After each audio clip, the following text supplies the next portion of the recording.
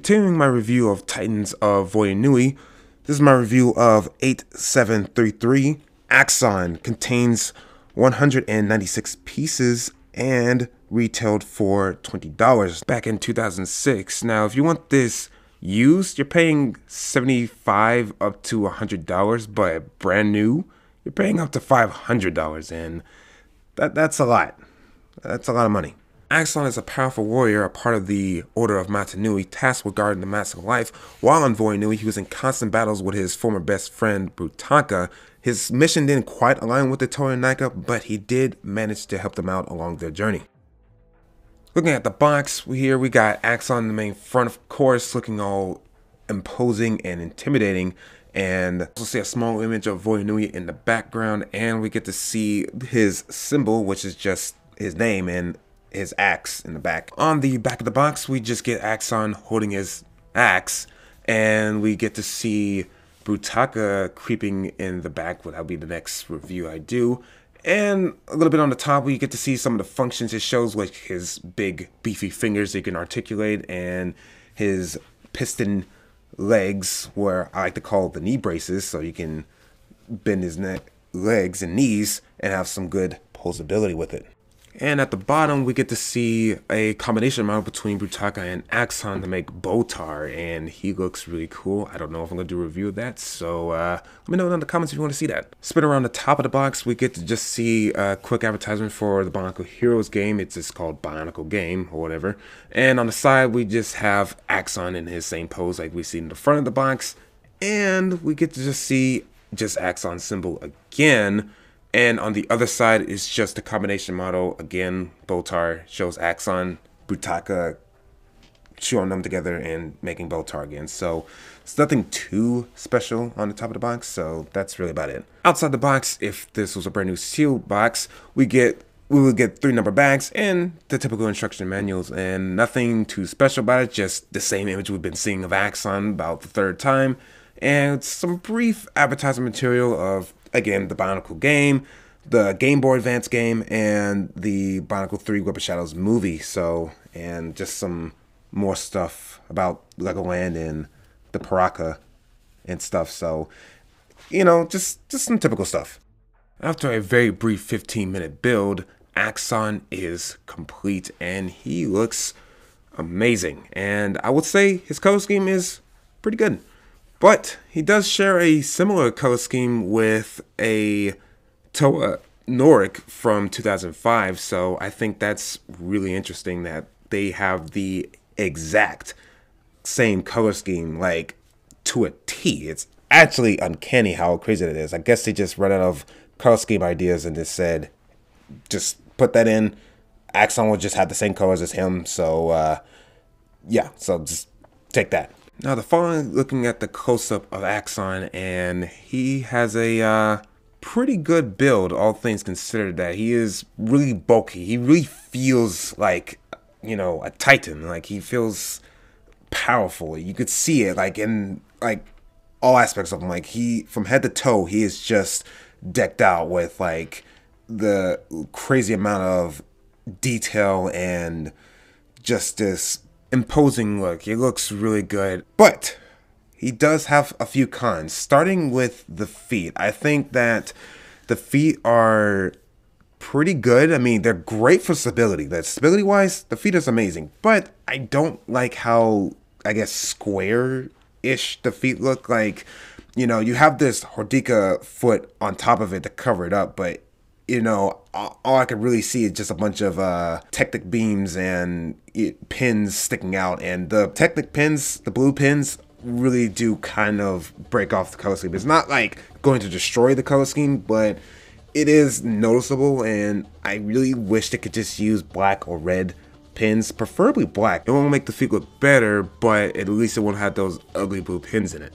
Moving a bit further, we finally get to see the legs, and the legs look really good. I like the reuse of the Vaki leg pieces in dark red. We already seen this. This is not a recolor. It's just the same pieces, but it looks really good. And the Visorak claws for his thigh pieces. You know, makes him like he got some really strong thighs, legs, and the piston pieces he got is really good. And however, I will say like in between his legs are a bit kind of like gappy, but honestly, it really isn't that bad. It's really good. I mean, I'm kind of like nitpicking with that, so I think the feet are pretty good. Moving further up, we get to the torso where we get to see reuse of the Toa Nuva armor. I mean, or callback to 2002. I mean, that's crazy. That's really cool that they actually managed to integrate that into this build, which I didn't even think you could really use those pieces out of Toa Nuva. I mean, of course, there's always ways to do it, but I just think that's really clever how they did that, and it's really good on that. And also, his arms are really big and bulky. They have a lot of pieces. They're really good for that. But the only problem is that they flop a lot. Where they're heavy, and them being big and heavy, they plop a lot. There's no real power in his arms, funny enough. And with his big beef fingers as well, it makes his whole arm just collapse. So it's really hard to get a good pose with his arms, so it's a really bad thing for that. I mean, I think the design is great. Just the stability of it is just terrible, and it sucks because I want to pose him and have this really awesome pose, but you can't do nothing because his arms will constantly keep plopping down. Like, he just cannot hold his arms up to save his own life. It's really some bad stuff there. To move back to the pros, he does have a great range of articulation though. However, it's just that, yes, his arms do plop down, but his articulation is pretty good. Like, you can move, of course, his feet a little bit, his legs, and his fingers, of course. That's like the main point, is you can articulate his fingers to such a degree. And I will say his legs are a bit stiff. Like, the pistons are good. It's just his legs are a bit stiff. I will say that. It's like you can bend them, but you can't do too much. But they're good. It's still really good. I mean, it's still getting a really good posable figure here. It's just a bit unfortunate that his arms can't do too much, but you can still get some good poses with him. He's not just completely like impossible to pose around. And his neck is decent. That rubberized piece in the back does hold his neck back a little bit, where you can't completely go up with it, but I think all around his articulation is really good. And just moving slightly above, we get to see his new mask mode, which is the Kanohi Road Mask of Truth. So it's a brand new design, never seen before, and they went back to the old Metru heads with even the eye brain piece sticking out. Preferably, I wish they did that throughout the entire year of 2006, because I did not like the molds of the Anika and the Paraka. I mean, they're not bad, but I was not a big fan of that because they're not compatible or anything. But this, it's compatible. You can use this with any build that you want with the Metru head, and it's a lot more easy to make a figure with that head, and it's a way better one. I mean, I prefer that. They should just stuck with it. Thankfully, they went back to this style head for pretty much the rest of the year, except for Vezin and Fenrir, of course. But with Rutaka and Umbra, they had that, so I think this was a good choice to go back to these old style heads. A brand new mode is his weapon, which is his axe that uses a Rakshi staff like piece at the end to hold the two axe pieces together. I think that's such a cool and unique look. I just love how it comes together. It's perfect. It's, you know, it looks so good. It's a nice symmetrical, well, almost symmetrical look, but it's a nice piece. Those two pieces, the axe pieces, are the new molds. Of course, we just have the typical Rakshi piece. I think that was Pan Rock's piece, and then you just got a long axle rod going through, and at the bottom it's just the same Rakshi staff piece. So yeah, his weapon looks amazing though. It's, of course, it's just a huge axe because his name is literally Axon, so it would make only the most sense that he has a huge axe to wield.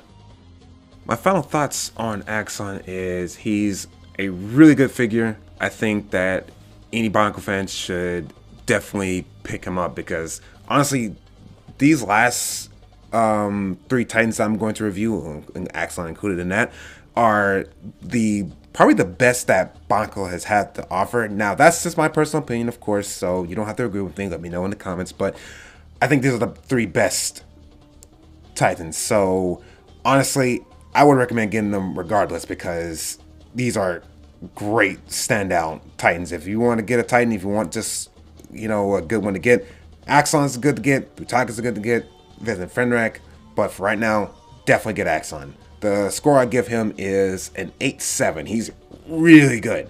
I don't think he's quite a 9, but he's really good. I mean, definitely get your hands on this.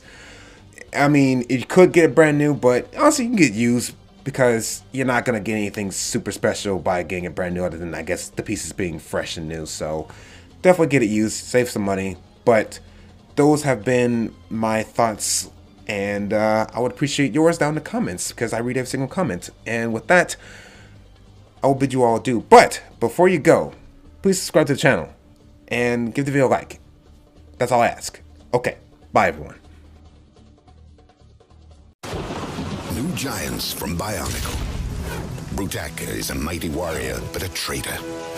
Axon is strong and a brave defender of justice. Once they were friends. Now they're enemies. But both are fighting against the vicious Spider, his ruthless master. Pisan's got the mask, but Fenrik's got the teeth, and they're hungry for battle. New giants from Bionicle, each set sold separately.